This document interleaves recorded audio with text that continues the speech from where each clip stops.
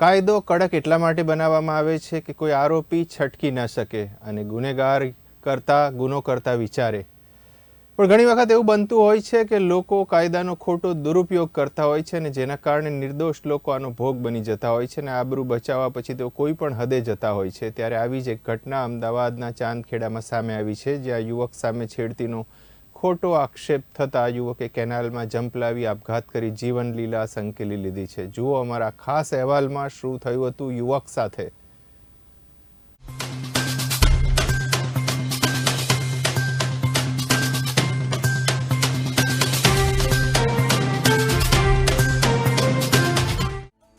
અમદાવાદના ચાંદખેડાના યુવકના આપઘાત કેસમાં મોટો ખુલાસો થયો છે. મળતી વિગતો પ્રમાણે જાસપુરના પૂર્વ સરપંચ અને પલસાણાની શિક્ષિકા સામે ફરિયાદ નોંધાઈ છે. આપઘાત કરતા પહેલા યુવકે એક વિડીયો બનાવ્યો હતો, જેમાં અત્યારે હકીકત સામે આવી છે. પ્રાથમિક જાણકારી પ્રમાણે ખોટી ફરિયાદ બાદ નોકરી જતા લાગી આવતા આપઘાત કર્યો હોવાનું સામે આવ્યું છે. કલોલના જાસપુરની કેનાલમાં ઝંપલાવી આપઘાત કર્યો હતો. છેડતીના આક્ષેપ બાદ યુવકે કેનાલમાં ઝંપલાવ્યું અને આપઘાત કર્યો હતો, જે મામલે અત્યારે મોટો ખુલાસો થયો છે. ચાંદખેડા ખાતે રહેતા વિપુલભાઈ ડાયાભાઈ સેનમાએ કેનાલમાં ઝંપલાવ્યું હતું. વિપુલભાઈ સેનમાએ જાસપુર કેનાલે વિડીયો બનાવી જાસપુર ગામના પૂર્વ સરપંચ તેમજ એક શિક્ષિકા વિરુદ્ધ આક્ષેપનો વિડીયો સોશિયલ મીડિયામાં વાયરલ થયો હતો. આ મામલે ઘટનાની જાણ થતાં પોલીસ કાફલો ઘટના સ્થળે દોડી આવ્યો હતો, તેમજ ફાયર બ્રિગેડની ટીમો પણ ઘટના સ્થળે દોડી આવી હતી. વિપુલભાઈ ડાયાભાઈ સેનાના મોટા ભાઈ અતુલભાઈ ડાયાભાઈએ પોલીસ મથકે જઈ ફરિયાદ કરી હતી, જેમાં જાસપુર ગામના પૂર્વ સરપંચ તેમજ અજાણી શિક્ષિકા વિરુદ્ધ ફરિયાદ દાખલ કરી કાયદેસરની કાર્યવાહી હાથ ધરવામાં આવી છે. તો સાંભળો શું કહી રહ્યા છે પરિવારજનો. કે આજે વિપુલભાઈ એક સાચા અને નિષ્ઠાવાન હતા, એના માટેના ન્યાય માટે આવ્યા છીએ. એટલે અમારે એસપી સાહેબને નમ્ર વિનંતી છે કે તાત્કાલિક પ્રમાણે આના પગલાં લેવાય. આગળ જતાં એના પગલાં નહીં લેવાય તો આગળ જતાં બી જેટલું બી અમારું કરવાનું થશે અને આગળ જતાં બી આના કરતાં પણ વધુ જેટલી જનસંખ્યાઓ અહીંયા લાવવાની થશે, અમે અમારા ન્યાય માટે લડીશું. કારણ કે અમારો છોકરો સાચો અને નિષ્ઠાવાન હતો, એને સાબિત માટે પણ અહીંયા આવ્યા છીએ. એટલે તાત્કાલિક પ્રમાણે આના પગલાં લેવાય એવી અમારી માગણી છે. વિપુલભાઈ જોડે જે ઘટના ઘટિત થઈ તારીખ 16 તારીખથી લઈને અત્યારે ઘણા બધા દિવસ થઈ ગયા છે. હજુ જે ગુનેગાર છે એ લોકોને પોલીસ પકડી શકી નથી અને અમારું બહુ શાંતિથી એ લોકોને નિવેદન છે કે 12 કલાકની અંદર આ લોકોની ધરપકડ થવી જોઈએ. આ લોકોને કોઈ પણ રીતે છાવરવા ના જોઈએ. એ લોકોની ધરપકડ થાય એ જ અમારી મુખ્ય માંગ છે. અને જો એ માંગ અમારી સંતોષાશે નહીં તો અમે ધરણા ઉપર અહીંયા કાં તો જાસપુર ગામે આવતીકાલથી ધરણા ઉપર બેસી જઈશું અને એ લોકોના જલ્દીથી એમની ધરપકડ થાય, એમને સજા થાય એ જ અમારી એક માંગ છે. આજે આપણે અહીંયા જોઈ શકીએ છીએ કે આટલા દિવસ 5-6 દિવસ નીકળ્યા પછી બી અહીંયા પોલીસ દ્વારા કોઈ બી એક્શન લેવામાં આવ્યું નથી. અહીંયા એમના સમાજવાળા, એમના મિત્રો આ બધા આમની માટે પગલાં લઈ રહ્યા છે, પણ પોલીસવાળાઓ જોડેથી હમણાં કોઈ પણ તરહનું એક્શન નથી લેવાતું. કલોલ તાલુકાના જાસપુર ગામે યુવકે કેનાલમાં ઝંપલાવી મોતને વહાલું કર્યું હતું, પરંતુ આપઘાત કરતા પહેલા યુવાને એક વિડીયો પણ બનાવ્યો હતો, જેમાં તેણે આપઘાત કરવા માટે જાસપુર ગામના પૂર્વ સરપંચ અને પલસાણા ગામની શિક્ષિકા તથા અન્ય લોકોને જવાબદાર ગણાવ્યા હતા. વિડીયોમાં યુવકે જણાવ્યા મુજબ સ્કૂલનું નામ પૂછવા બાબતે શિક્ષિકાને ઊભી રાખતા શિક્ષિકા અને પૂર્વ સરપંચ દિનેશ પ્રજાપતિએ તેની સાથે માથાકૂટ કરી હતી અને પૂર્વ સરપંચે લાફો માર્યો હતો. ત્યારબાદ 181 અભિયમની ટીમ બોલાવીને ફરિયાદ કરી હતી અને માફી પત્ર લખાવ્યો હતો. તો આ ઘટનાનું યુવકને લાગી આવતા આ પગલું ભર્યું હતું.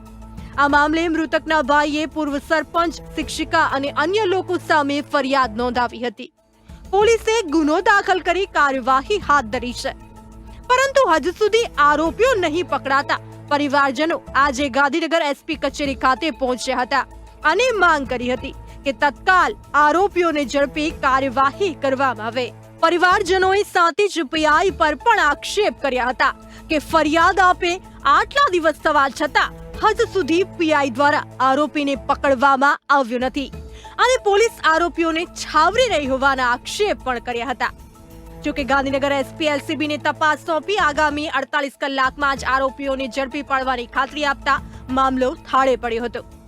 ત્યારે હવે સવાલ એ છે કે આવી ગંભીર ઘટના બની હોવા છતાં સાંતેજ પોલીસ અધિકારી શું કરી રહ્યા હતા? કેમ આટલા દિવસ સુધી આરોપી પકડી શક્યા નહીં?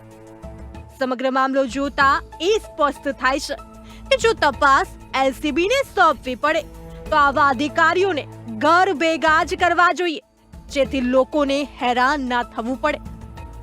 જુઓ પરિવારજનોએ કેવા સાંતેજ પોલીસ સ્ટેશનના પીઆઈ પર આક્ષેપ કર્યા છે. નમસ્કાર મિત્રો, આપણે લાઈવ દ્રશ્યો બતાવીશ કે જે કહેવાય છે ન્યાયની લાગણી, અને અત્યારે હાલ તમામ સમાજના જે લોકો અત્યારે જોડાયા છે અને ઘણા જે 24 કલાક નહીં પણ 48 કલાક નહીં પણ 6 7 દિવસ થઈ ગયા છે, છતાં પણ પ્રશાસન ઊંઘમાં છે. સ્થાનિક પીઆઈ દ્વારા કોઈ પણ જાતની જે કહેવાય છે કાર્યવાહી થઈ નથી. આ જે આરોપીને પકડવામાં આવી નથી અને એક દીકરાએ આત્મહત્યા કરી છે. ને અત્યારે હાલ સમાજ જે ગાંધીનગર ન્યાયની આશાએ જોડાયો છે ને આપણી સાથે બીજા પણ સમાજના મિત્રો છે, એમની સાથે આપણે વાત કરવાનો પ્રયત્ન કરીશું. જે વિપુલ કુમાર ડાયાભાઈ રાવત, જેનું એને આકસ્મિક જે કહેવાય છે કે સરપંચ અને જે કોઈ મહિલાના વાતમાં આવી અને દુષ્પ્રેરણા થઈ અને એને આત્મહત્યાનો પ્રયાસ કર્યો હતો અને જે એની ડેડ બોડી પણ કેનાલમાંથી મળી. તો એના વિશે શું કહેશો? અને આપનું શુભ નામ?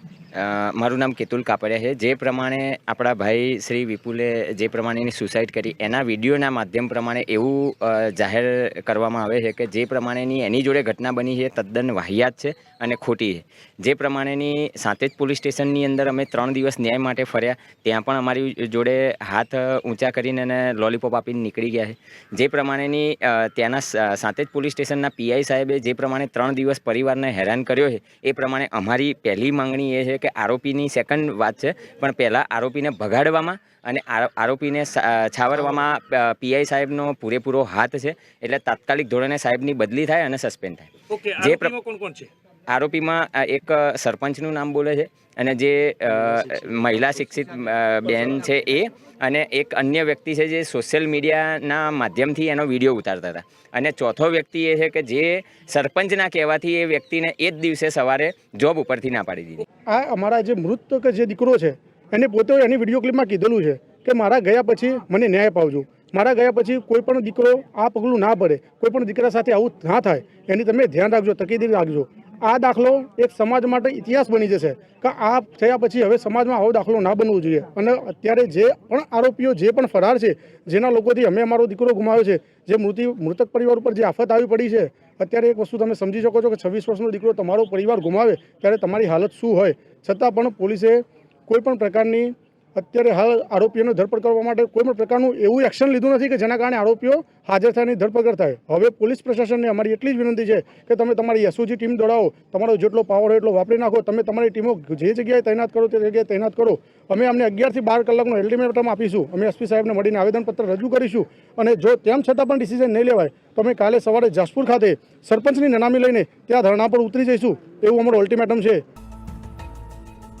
તો આટલી ગંભીર ઘટના બાદ પણ સાંતેજ પોલીસ સ્ટેશનના પીઆઈ કેમ દયાહીન બન્યા, તે પણ એક મોટો સવાલ છે.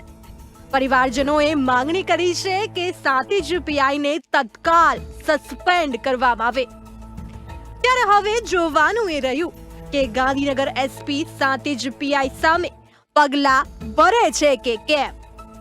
બ્યુરો રિપોર્ટ, બી ઇન્ડિયા ન્યૂઝ.